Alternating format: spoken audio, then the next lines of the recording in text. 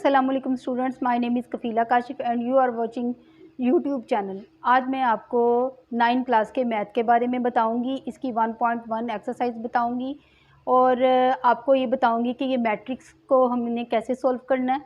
और आइंदा आने वाली वीडियो में मैं आपको मैथ के बारे में रोज़ ही लेक्चर दूंगी कि आपको पता चलेगा कि मैथ को कितना मुश्किल है और कितना आसान। मुश्किल कुछ भी नहीं होता, ये हमारे समझने से मुश्किल है और हमारे समझने से आसान है। तो चलिए अपने मैट्रिक्स का आगाज़ करते हैं। 1.1 है एक्सरसाइज और क्वेश्चन नंबर 1 है। तो चलिए मैट्रिक्स का आगाज़ करते हैं। जैसे हमारे पास ये मैट्रिक्स है, इसको हमने कैसे करना है, इसको हमने कॉलम और रो के थ्रू सॉल्व करना है। अब हम ये देख रहे हैं कि इसमें हमारे पास कितने कॉलम हैं और कितनी रोज़ हैं। अब हमारे पास ये मैंने आपको क्वेश्चन सारे लिखे हुए हैं और इसके हमने आंसर लिखने हैं। कुछ के आंसर्स मैंने लिखे हुए हैं, कुछ के मैं आपके सामने सॉल्व करके बताऊंगी कि हमने इसको कैसे सॉल्व करना है। देखिए हमारे पास रोज़ कितनी हैं, हमने ये देखना है कि रो हमारे पास कितनी हैं। 2 हमारे पास रोज़ हैं। इस चीज़ को हम रोज़ कहेंगे और इस चीज़ को हम कॉलम कहेंगे। यानी इस चीज़ को अगर हम देखा जाए तो इस चीज़ को हम क्या कहेंगे, ये रो है। अब हमने देखना है हमारे पास कितनी रो है, 1 रो है और ये 2 रो है। ठीक है। इसके बाद हमने देखना है हमारे पास कॉलम कितने। इस चीज़ को हम लाइन ड्रा करके इसको हम कहेंगे कॉलम। 1 कॉलम है और ये दूसरा कॉलम है। हमारे पास 2 कॉलम है और 2 रोज़ हैं।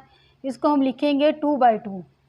ठीक है। इसको हमने रोज़ और कॉलम इस तरह हमने लिखना है, 2 बाई 2 लिखेंगे। यानी कि कॉलम और रो लिखने की ज़रूरत नहीं। अगर आप ऐसे भी लिखते हैं तो ठीक है, अगर आप ऐसे भी लिखते हैं तो ये आपके लिए ठीक है।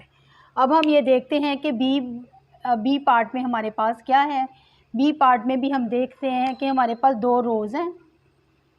1 रो हो गई और ये दूसरी रो हो गई, ये 2 रो हो गई और ये कॉलम। अब हमने कॉलम की लाइन लगानी है। 1 कॉलम है और ये हमारे पास दूसरा कॉलम है। ठीक है। 1 कॉलम ये हो गया और 1 कॉलम ये हो गया। इसको भी हम ऐसे ही करेंगे 2 बाई 2। यानी 2 रोज़ हैं और 2 ही हमारे पास कॉलम हैं। अब हम अपने सी पार्ट की तरफ चलते हैं कि इसमें देखते हैं हमारे पास कितनी रोज़ हैं और कितने कॉलम हैं। रो अब हमने देखना ये है कि हमारे पास रो कितनी है। रो हमारे पास सिर्फ 1 है। ठीक है। अब हमने यहाँ पे 1 लिखना है और अब हमने कॉलम देखने हैं कि अब हमारे पास कॉलम कितने हैं और रोज़ कितनी हैं। अब हम कॉलम की तरफ चलते हैं तो अब हमारे पास कॉलम 2 हैं।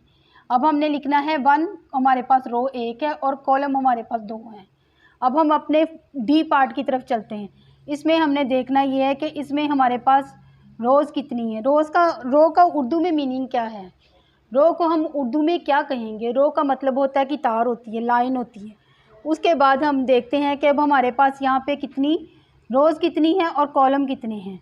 कॉलम हमारे पास ओनली हमारे पास 1 कॉलम है और रो हमारे पास अब हमने देखना ये है कि रो हमारे पास 3 है। अब हमने देखना है 3 बाई 1। ऐसे हमने देखना है ये 1 2 3 हमारे पास ये हो गई और कॉलम हमने देखना है ये कि कॉलम हमारे पास 1 है। अब हमने यहाँ पे ये देखना है 1 2 और ये 3 हो गई। अब हमने लिखना है 3 है और 3 के साथ हमने बाई का साइन डालना है और यहाँ पे हमारे पास कितने हैं, 1 2 3 के साथ हमने लिखना ये है कि हमारे पास 2 हमारे पास कॉलम हो गए।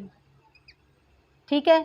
ये इसके साथ लिखेंगे ये एक ही रो है और एक ही कॉलम है, 1 बाई 1।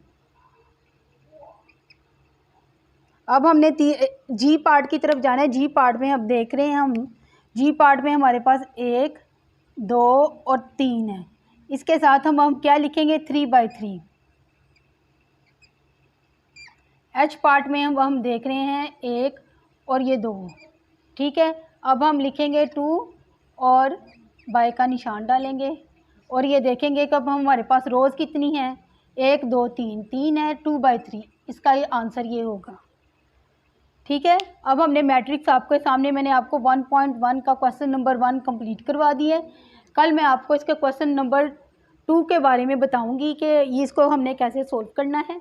अगर आपको इसमें कोई भी चीज़ मुश्किल लगे या आपको कोई चीज़ सही तरह समझ ना आए तो आप कमेंट में मुझसे पूछ सकते हैं कि आपको क्या चीज़ सही तरह समझ नहीं आई। अब मैं अगले आने वाली वीडियो में नेक्स्ट क्वेश्चन के बारे में आपसे बात करूंगी। अगर आपको मेरी वीडियो पसंद आई है तो इसको लाइक कीजिए, शेयर कीजिए, कमेंट में इज़हार कीजिए और मेरे चैनल को सब्सक्राइब कीजिए। नेक्स्ट वीडियो तक अल्लाह हाफ़िज़।